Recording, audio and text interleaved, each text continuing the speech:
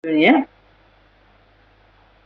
Ya, untuk ujian akhir ya di semester ganjil ini kita akan melakukan ujian dengan online, masih sama dengan model ujian UTS kemarin. Jadi nanti ujian akan dikumpulkan dan kalian kerjakan ya. Tentunya open book ya, karena saya tidak bisa mengontrol. Maka ujian dikerjakan secara open book ya. Dan untuk yang ini boleh diketik, boleh ditulis tangan. Mau diketik atau ditulis tangan terserah ya, kira-kira nyaman yang mana. Tapi kalau kira-kira Anda mengetik, tolong jika kalian mengambil sumber dari referensi orang lain, ditulis. Sumbernya nanti di paling belakang ada daftar pustakanya. Tuliskan daftar pustaka yang Anda gunakan di dalam mengerjakan UAS. Ya, jadi jangan lupa, kalau tidak ada daftar pustakanya berarti saya anggap plagiat. Kalau memang saya ketahui itu adalah tulisan dari orang lain. Oke. Untuk UAS di manajemen strategi, materi kita ada beberapa yang sudah kita bahas ya. Yang pertama mulai dari strategi diversifikasi. Ya, silakan kalian pahami apa yang dimaksudkan dengan diversifikasi itu. Iya, kemungkinan nanti saya akan menyampaikan kasus atau sebuah paparan gitu. Ya, kemungkinan bisa juga saya minta menjelaskan tentang diversifikasi itu apa, sehingga kalian harus paham apa yang dimaksudkan dengan diversifikasi. Ini beda dengan diferensiasi ya. Seringkali ada yang agak confused ya, agak bingung membedakan antara diversifikasi dengan diferensiasi. Jelas beda ya.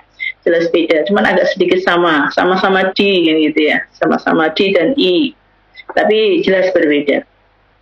Oke, kemudian kita sudah mempelajari juga tentang tipologi strategi yang kita sudah pernah bahas yang beberapa waktu yang lalu ya, disertai dengan strategi penyehatan perusahaan. Ya, strategi penyehatan perusahaan tentunya kalian harus paham ya, organisasi atau perusahaan yang sakit itu yang seperti apa. Ya, indikatornya seperti apa. Kalau organisasi dalam masa perkenalan ya, maka sakitnya seperti apa ya. Kalau organisasi itu sudah masuk ke pendewasaan ya, dia mengalami sakit, indikasinya seperti apa ya.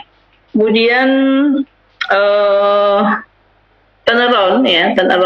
turnaround itu strategi apa yang harus kalian pahami, kapan sebuah organisasi atau perusahaan menggunakan turnaround.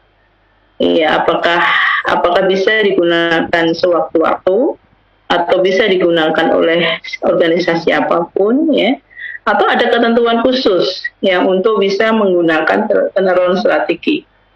Kemudian berikutnya adalah tentang CSR atau strategi tanggung jawab sosial.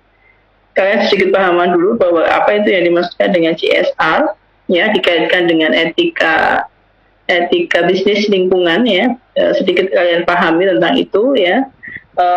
Tentunya di slide saya tidak lengkap semuanya saya cantumkan, tapi saya minta kalian mencari ya di dalam buku referensi yang pernah saya sampaikan di RPS ya, atau kalau mau gampang ya kalian cari di internet. Tapi hati-hati ya, kalau di internet tentunya tidak setiap informasi yang ada di internet itu adalah informasi yang betul ya. Kadang-kadang ada yang hanya pendapat atau opini dari penulisnya, sehingga belum tentu bisa dipertanggungjawabkan kebenarannya. Jadi tolong kalian konfirmasi dengan buku-buku yang sudah punya validitas yang tinggi ya, punya settle ya, dia lebih settle. Oke. Kemudian yang berikutnya yang akan saya sampaikan hari ini adalah berkaitan dengan SWOT. SWOT ini nanti menjadi satu soal sendiri ya. Jadi satu soal sendiri yang nilainya cukup besar. Jadi kalian nanti harus paham ya, karena itu akan berkaitan dengan strategi yang di atasnya. Jadi setelah hasil dari analisa SWOT, kemudian kalian harus merumuskan ya, perusahaan itu cocok dengan strategi apa kan begitu. Ya, nanti kita coba lihat contoh penjelasannya akan saya sampaikan. Sampai di sini ada pertanyaan? Belum, Bu. Belum ada? Ya, kalau belum saya akan lanjutkan dengan materi ya. Baik, Bu. Oke. Saya akan lanjutkan dengan materi. Ini ada 56 mahasiswa. Totalnya ada berapa ya, Anwar ya? Kalau nggak salah 59, Bu. Oke, berarti masih ada 3 mahasiswa yang belum hadir ya. Saya berharap di pertemuan 14 ini semuanya bisa hadir ya, karena kan nanti berkaitan dengan kisi-kisi tadi dan juga materi terakhir. Ya, Oke, kita akan mulai. Saya akan membahas tentang SWOT analisis. Saya kira kalian sudah pernah sih mendengar materi ini atau bahkan mempelajari materi ini atau mungkin sudah familiar dengan materi ini. Dulu dapatnya di mata kuliah apa ya? Waktu ada SWOT itu di mata kuliah apa? Kalian dapat di mana? Ada yang ingat?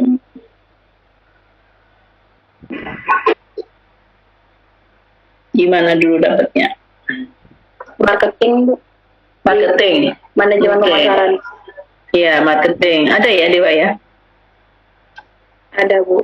Iya, di mana lagi selain di marketing? Selain marketing di mana lagi? Keuangan, Bu. Ada ya? Keuangan ada? Nggak salah ada, Bu. Belum pernah dapet ini. Oke, keuangan. Ya, berarti kalau gitu ada lagi yang lain kalau ada keuangan, ada marketing. Di MSCM berarti ada. Ada nggak?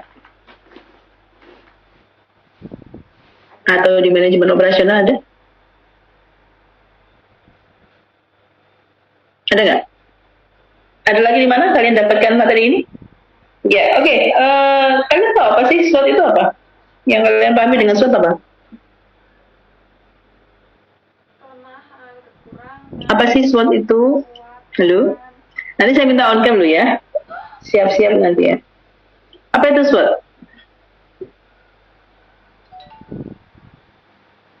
Apa yang dimaksudkan dengan SWOT, saudara-saudara?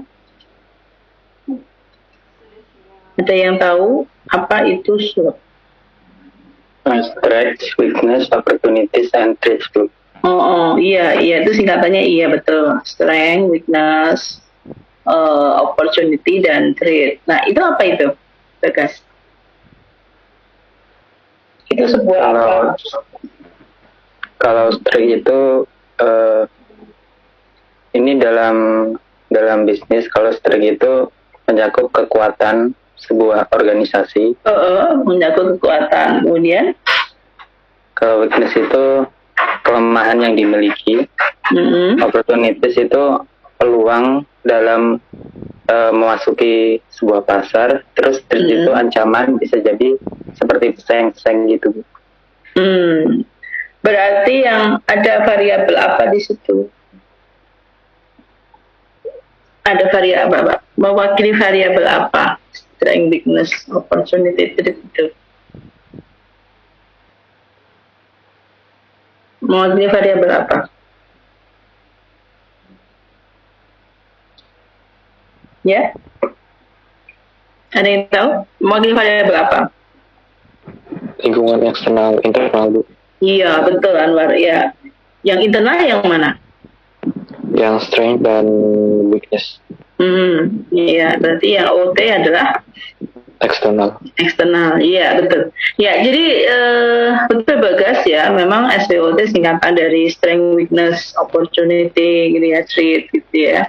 Tapi kemudian kalian harus paham itu apa kan gitu ya. Untuk strength, weakness, opportunity, dan threat itu adalah variabel. Nah, di situ ada 2 variabel, yaitu variabel internal dan variabel eksternal, gitu ya. Oke. Nah, kalau kita sudah tahu itu, kemudian kita akan melanjutkan pemahaman berikutnya. Jadi SWOT itu adalah alat yang harus kalian tahu bahwa SWOT itu adalah sebuah alat.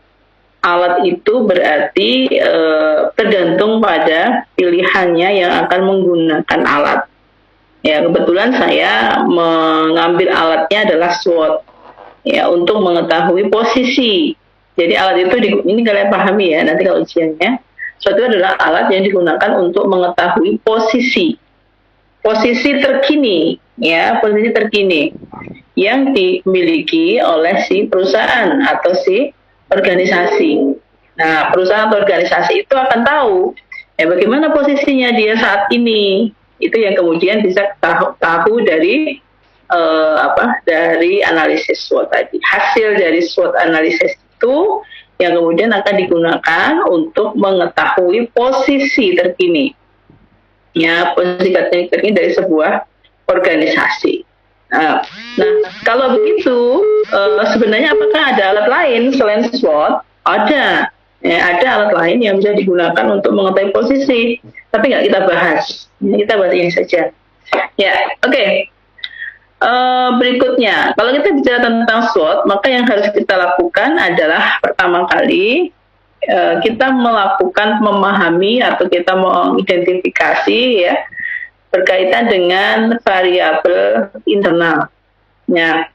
Variabel internal itu terdiri dari dua komponen. Ada komponen strength dan ada komponen weakness. Berarti pertama kali yang kita lakukan setelah kita ada bahan yang akan kita analisis, kita kan harus paham dulu. Yang akan kita analisis itu kemudian kita pahami dulu apa variabel internalnya dia. Nah, internal tadi kan ada kekuatan dan ada kelemahan si organisasi. Nah, ini masih tidak mau kecil.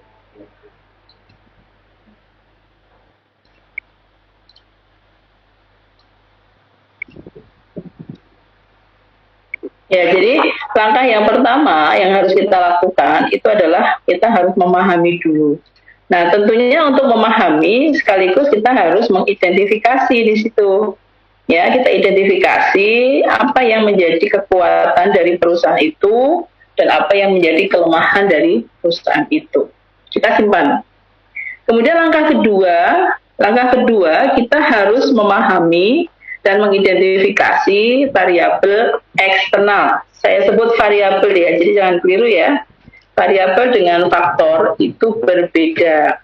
Jadi lebih tinggian variabel. Nah, di bawah variabel nanti ada faktor, ada dimensi ada indikator. Nah, itu Nanti kalau kalian kalian sudah ngambil metodologi penelitian belum? Sudah, Bu. Harusnya sudah paham perbedaannya antara variabel, faktor, dimensi, indikator gitu Oke. Langkah kedua, kalian harus memahami dan mempelajari external environment, lingkungan eksternal. Nah, untuk external environment itu memang kita akan menemukan dua faktor juga. Yang pertama adalah O, yaitu opportunity atau peluang peluang. Kemudian yang kedua adalah T, T atau threat sementara O adalah opportunity. Jadi di bagian kedua setelah kita mengetahui internal environment atau lingkungan perusahaan internal, kemudian kita mengidentifikasi eksternalnya, ada O dan ada T, ada peluang dan ada ancaman. Setelah itu baru kita melakukan analisis dengan cara bagaimana?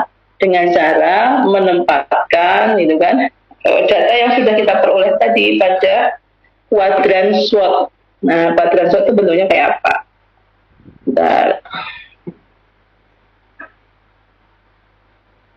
Nah, inilah yang kemudian disebut sebagai bagan atau kuadran SWOT. Bagan SWOT dulu sudah pernah kita sampaikan juga di mata kuliah ini, tapi di materi yang berbeda pada saat kita merumuskan tipologi strategi Jadi di dalam bagan atau kuadran SWOT ini nanti akan dibagi menjadi empat kuadran, 4 rumah. Yang pertama adalah yang disebut sebagai yang disebut sebagai kuadran peluang dan kekuatan.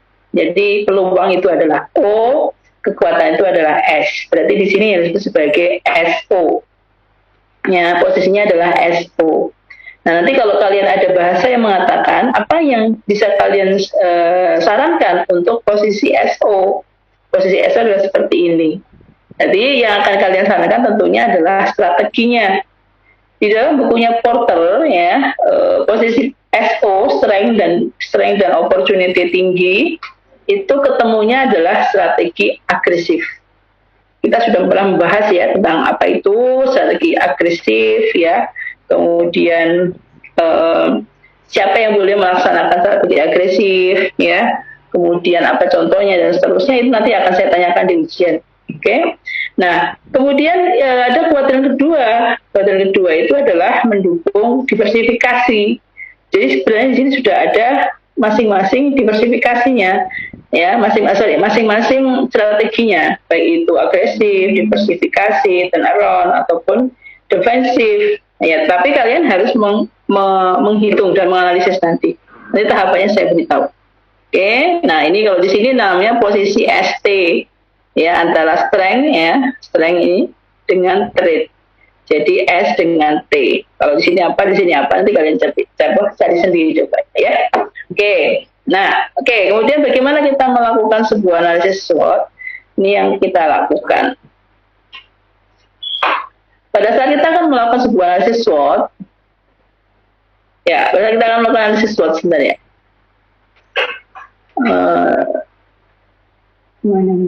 Tunggu sebentar.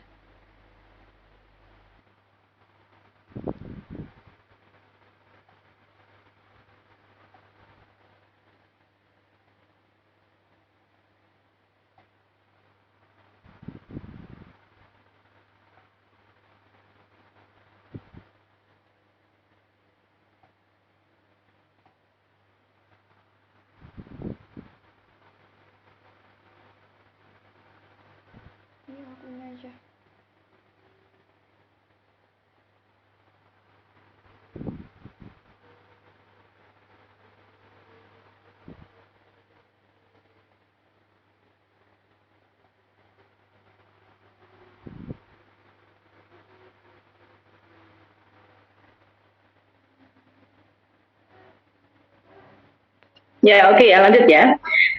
Untuk tahapannya, yang pertama kita tadi identifikasi ya, identifikasi internalnya dulu. Tapi yang di sini yang diutamakan adalah yang internal lemah, ya, internal lemah. Kemudian di tahap 1 kita juga mengidentifikasi eksternal, tapi eksternal yang ancaman. Jadi W dan T. Ini justru yang paling urgent yang harus diidentifikasi lebih dahulu. Kemudian baru kita mengidentifikasi yang positif. Ya, dan ini nanti kalau di dalam pekerjaan kalian itu nanti ada simbol negatif ya. Untuk kelemahannya itu W itu ada negatif. Kalau angkanya nanti jadi angka negatif, ancaman juga angkanya jadi negatif. Kalau kekuatan dan peluang itu angkanya tetap positif, tapi kekuatan ada di internal, sementara peluang ada di eksternal. Oke. Kemudian setelah itu baru kita masukkan butir-butir identifikasi ke analisis SWOT. Butir-butir identifikasi itu berkaitan dengan misalnya kekuatannya apa? Kekuatannya katakanlah lembaga itu adalah lembaga pendidikan. Kekuatannya apa? Yang pertama ruang lab misalnya. Yang kedua ruang kelas misalnya. Kemudian kelemahannya apa? Kelemahannya misalnya berkaitan dengan tempat parkir misalnya. Nah, nanti kalau kelemahan berarti dikasih simbol negatif, kalau kekuatan berarti positif. Kalau peluang dikasih positif, kalau ancaman diberi tanda negatif. Oke. Nah, butir-butir itu kita masukkan ya. Kemudian setelah itu baru kita akan mendapatkan semacam ini nanti. Tapi caranya bagaimana kita berikan contoh ya. Untuk strategi saya kira kamu sudah ya. Sebelum saya masuk ke contoh, kalian harus pahami dulu apa yang disebut sebagai kekuatan. Kekuatan itu apa?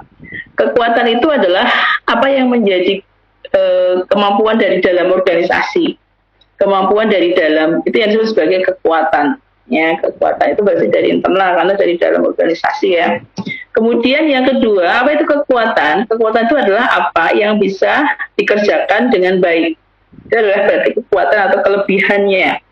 Kemudian definisi atau pemahaman kekuatan lainnya adalah apa yang dilihat orang lain sebagai kelebihan. Yang biasanya orang-orang melihatnya sebagai kelebihan, ya, kelebihan dari organisasi itu apa kan gitu. Oke. Kemudian yang berikutnya apa yang dilakukan dengan baik oleh organisasi itu yang kemudian bisa dikatakan sebagai sebuah kekuatan. Kemudian rekam jejak apa yang dimiliki oleh organisasi, tentunya rekam jejak yang positif ya. Kalau rekam jejak yang negatif ya tidak dimasukkan di kekuatan, nanti bisa jadi kelemahan ya. Oke.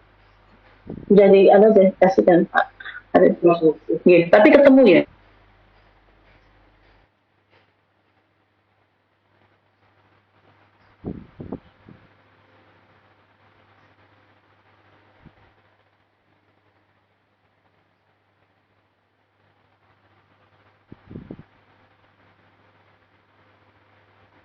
Ya, oke. Kemudian setelah kekuatan ada kelemahan ya. Kelemahan itu adalah apa yang masih bisa dikembangkan ya, apa yang masih dapat dikembangkan ya. Kemudian apa yang kurang optimal ya, apa yang kurang optimal yang dilakukan oleh si perusahaan itu apa? Itu berarti masih menjadi kelemahan. Kemudian ini bukan baik ya, kompetensi yang belum berjalan dengan baik, apa yang tidak dapat.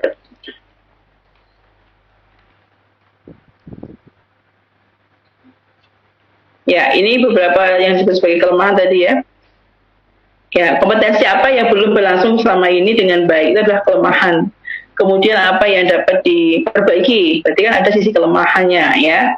Kemudian bisa juga kelemahan itu adalah apa yang telah dilakukan dengan tidak baik, yang selama ini tidak optimal dikerjakan, atau hal-hal yang harus dihindari oleh si organisasi, itu yang kemudian disebut sebagai kelemahan. Nah, masing-masing tentunya kan punya pemahaman yang beda ya, supaya tidak keliru antara mengidentifikasi kelemahan ya atau weakness dengan mengidentifikasi threat atau ancaman. Itu jangan sampai salah nanti. Kalau nanti ujian jangan sampai keliru ya. Nanti ancaman masuk kelemahan masuk ancaman, itu kan berbalik-balik. Oke.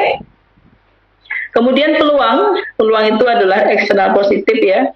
Eksternal itu apa? Tidak ada hambatan ya. Jadi peluang itu yang berjalan dengan mulus ya. Apa yang mungkin bisa dilakukan dengan optimal, di mana organisasi itu ingin 5 tahun yang akan datang gitu. Kemudian dengan siapa dia ingin bekerja ya, bekerja sama atau dengan relasi-relasi yang ada di luar itu. Kemudian sampai teknologinya ya, teknologi apa yang akan digunakan gitu. Perlu nggak perubahan-perubahan itu. Oke, itu peluang. Kemudian yang keempat adalah ancaman. Ancaman itu juga eksternal ya. Ancaman itu beda dengan kelemahan ya. Ancaman itu berarti yang menghambat perkembangan dari luar organisasi. Ya, bisa juga ancaman itu adalah diidentikan dengan pesaing ya, dengan pesaing. Kalau ada yang berkaitan dengan pesaing, ada yang berkaitan dengan sistem ya atau regulasi ya, itu adalah merupakan eksternal. Kemudian ancaman lainnya adalah teknologi tadi ya, sudah saya sampaikan, teknologi organisasi ya. Kemudian juga berkaitan dengan perubahan, mungkin perusahaan itu mengalami perubahan, tetapi kalau perubahannya internal ya. Tapi yang eksternal apanya? Yang eksternal adalah karena ada variabel lain yang mungkin kalau kita lihat dia masih kurang baik gitu ya. Jadi misalnya kalian membuat sebuah produk baru ya, tapi kemudian ada produk pengganti, ya, itu yang kemudian disebut sebagai ancaman. Hambatan apa yang dihadapi oleh organisasi, kemudian bisakah organisasi mengatur pembiayaan dan seterusnya. Oke, nah setelah tadi langkah yang ketiga tadi ya, setelah diidentifikasi SDOT-nya, kemudian baru dirumuskan strategi. Nah, untuk merumuskan strategi ini memerlukan sebuah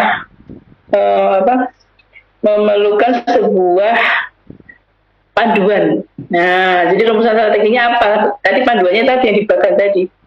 Ya, jadi misalnya SO, ya ternyata hasilnya adalah positif dan positif.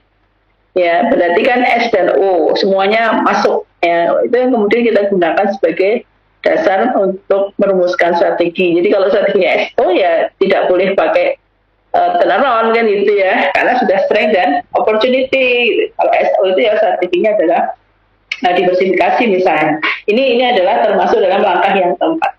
Kemudian langkah yang kelima adalah menentukan prioritas penanganan permasalahan tadi ya. Jadi ini adalah langkah-langkah yang dilakukan di dalam membuat analisa SWOT. Oke, sebelum saya kasih contoh, ada yang tanyakan dari kalian? Adakah pertanyaan? Belum, Bu. Belum semuanya?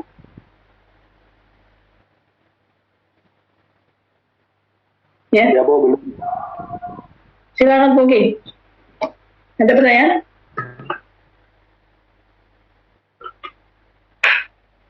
Patrick, ada pertanyaan? Ada, Bu. Lanjut. Nggak ada. Yang lain? Nggak ada. Oke, lanjut ya. Kalau ada lanjut. Kemudian kita masuk ke ini ya, bagian ini.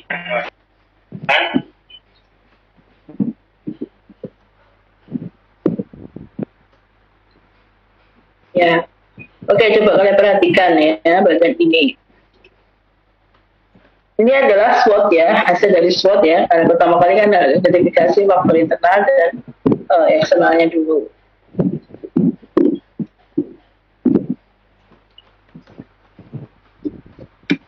Variabel ya Pak. Faktor itu turunannya. Variabel. Ya, oke. Pertama kali yang harus lihat adalah kekuatan, kelemahan. Yang tadi kan yang kelemahan dulu ya, kelemahan, ancaman. Kemudian baru peluang dan kekuatan. Oke, setelah itu kita ambil identifikasi peluangnya internal ya, kekuatan dan kelemahan. Oke, kemudian yang peluang ada peluang itu sendiri, kemudian ada peluang yang berupa ini. Nanti kita akan gambarkan sini udah keluar duluan nih, nggak apa-apa ya. Oke, nah di sini nanti akan muncul strateginya antara S dengan O. Ya, ini kan pertemuan antara kekuatan dengan peluang. Berarti strateginya adalah strategi SO. Nah, strategi SO itu apa? Nanti ada di dalam bagian tadi. Kemudian di sini ya, kalau peluang itu bertemu dengan kelemahan, ya berarti strateginya adalah WO. Ya, jadi nggak perlu susah gitu ya. Jadi strategi WO. Strategi WO itu adalah menghilangkan W-nya, ya. Kemudian memanfaatkan O-nya, peluangnya, jadi dimanfaatkan. Sehingga nanti akan muncul strategi yang cocok. Kemudian yang keempat adalah trait atau ancaman. Nah, trait ini bertemu dengan strength atau strategi ST. Berarti kan kita lebih mengoptimalkan S-nya untuk menghindari T-nya gitu. Kemudian juga yang di sini yang keempat yaitu strategi W dan T. Nah, W itu adalah dosen ya. Mungkin kuatnya dosen ya tadi. Yang kemudian bisa weakness-nya apa dari lembaga tadi ya, diminimalkan W-nya, kemudian kita optimalkan T-nya, trait-nya, menghindari trait-nya, meminimalkan W-nya. Nanti strateginya apa? Nah, masing-masing tiga ini ya, ini kalian ingat ya, SO, WO, WT dan ST ini yang kemudian disebut sebagai sebagai konsolidasi ya, sebagai konsolidasi. Jadi kita harus evaluasi dan konsolidasi organisasi. Sementara untuk yang SO ini nanti bisa melakukan dengan strategi perluasan pasar. Iya. Oke, sampai di sini ada yang ditanyakan?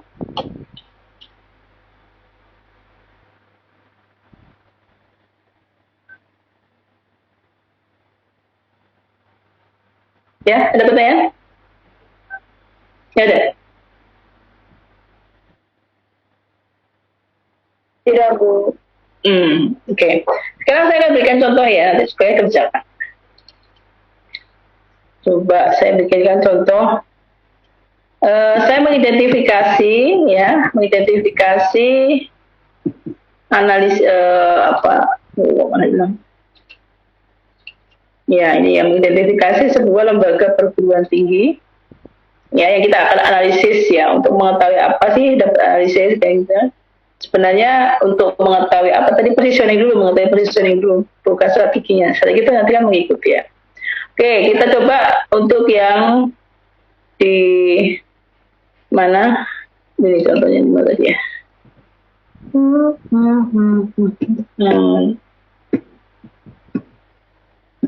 Nah, ini. Jadi saya ambil misalnya kita menggunakan Fakultas Bisnis Humaniora gitu ya yang ada di UTI. Kita akan melakukan SWOT di fakultas tersebut. Kita identifikasi internal itu apa, eksternal itu apa. Nah, setelah ketemu kemudian kita kasih tulisan ini. S itu adalah strength ya. Nanti coba pekerjaan kalian ditulis seperti ini strength ya. kemudian ini juga strength gitu ya. Ya, kemudian ini juga strength dan seterusnya. Oke. Kemudian di eksternal ada O. Mana dari yang kalian identifikasi ini yang menjadi O? Misalnya apa itu namanya, pemerintah ya, itu dikatakan punya peluang yang sangat tinggi. Kemudian O-nya lagi apa yang bisa itu ya. Oke, jadi pertama kali kalian identifikasi dulu ya, perusahaannya apa. Setelah itu baru dituliskan ini STO-nya, SBOT-nya itu dituliskan. Ya, paham ya sampai di sini ya? Paham nggak? Halo? Paham, Bu. Nah, ya. Oke, setelah itu baru kemudian kita bikin tabel seperti ini. Ya, kita membuat tabel internal misalnya. Ini yang contohnya adalah internal. Ya, yang internal itu kan tadi sudah kita identifikasi, di depan tuh ada dosen, ada rekan kerja, ada kurikulum, ada fasilitas dan sebagainya. Ini yang kemudian kita tulis satu persatu di sini. Ya, kemudian kita kasih tanda tadi S atau W atau yang lain-lain gitu ya. Ini kita tuliskan di sini ya. Kemudian baru kita buat bobotnya. Ya, bobotnya harus totalnya 100%. Ya, jadi mulai dari nomor 1 sampai dengan nomor berapa nanti yang dibuat, maka totalnya harus 100%. Ya. Oke. Kemudian di dalam soal ujian nanti bobot ini akan saya tentukan. Ya, akan saya tentukan. Tetapi kalau di dalam fenomena yang sesungguhnya, bobot ini tidak ditentukan, tapi bobot ini diperoleh di dalam proses diskusi antara perusahaan dengan peneliti, ya, tentang arti pentingnya misalnya.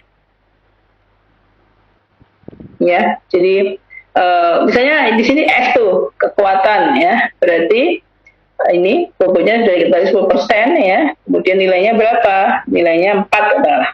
Ini adalah nilai adalah 1 sampai dengan 5 dengan skala Likert. Kalian masih ingat dengan skala Likert? Tahu dengan skala Likert nggak?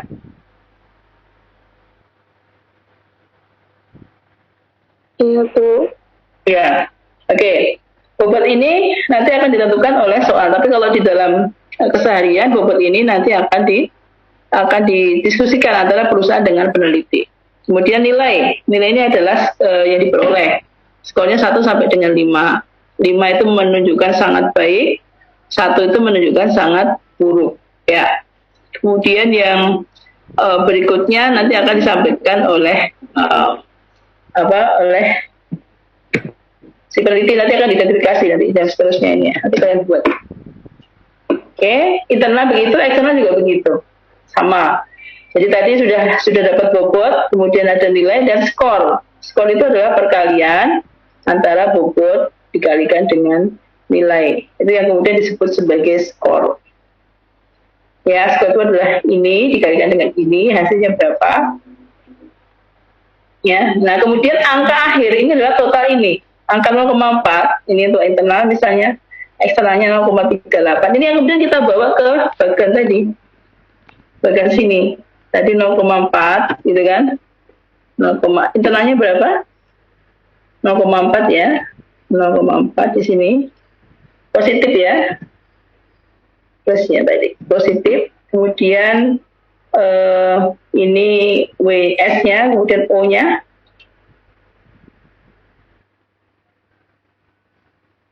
ya bentar. Nah ini O-nya, eksternalnya berapa? Eksternalnya 0,38, dimasukkan di sini. 0,38 positif juga. Ya, berarti positif di sini. Karena kan ini positif, ini positif. Kalian harus ingat dengan statistik ya, negatif di sini. Kalau nanti dia ada di kuadran 3, ya, atau di kuadran 4, itu dia bisa bisa sesuai dengan nilai angka di sini. Negatif, kalau ini negatif ya. Yang di teteron ini kalau internalnya negatif, lebih kuat, lebih dominan. Kalau yang di defensif itu semuanya negatif. Kalau yang di diversifikasi itu adalah negatif sebagai peluang, sebagai yang positif, tidak negatif tapi positif. Jadi ini angka ini dapatnya dari sini ya, positif apa negatif. Kalau apa W ini nanti negatif, sorry ini ya, negatif ini negatif gitu ya. Kalau W misalnya W juga negatif saya gitu ya. Ini juga segitu ya, internal ya, eksternal ya. Eksternal berarti T-nya negatif berarti. Negatif 0,03 gitu. Ya. Oke, sampai di sini ada pertanyaan nggak? Ada pertanyaan? Hasilnya seperti ini, hasil akhirnya berarti Fakultas harus menggunakan strategi agresif karena di posisinya ada di kuadran 1 yaitu strategi agresif. Ada pertanyaan?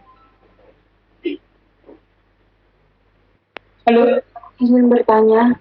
Ya, silakan. Yang nilai tadi kan pakai skala Likert ya, Bu? Itu tuh maksudnya nanti apakah kita yang menentukan nilainya atau nanti ada di soal? Ya, kalau yang di soal hanya persentase bobot. Sementara yang angka nilai itu adalah kalian. Kalau di dalam ujian ya. Kalau di dalam penelitian yang sesungguhnya yang menentukan nilai tentunya respondennya siapa. Kalau respondennya misalnya manajernya atau nanti responden itu kan orang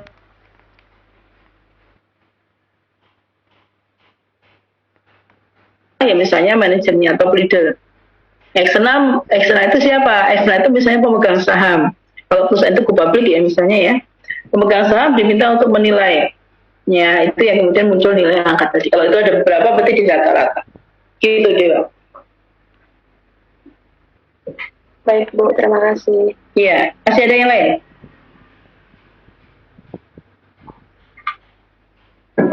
Ada yang lain? Oke, kalau tidak sekarang kalian kerjakan, ya, kalian kerjakan dengan model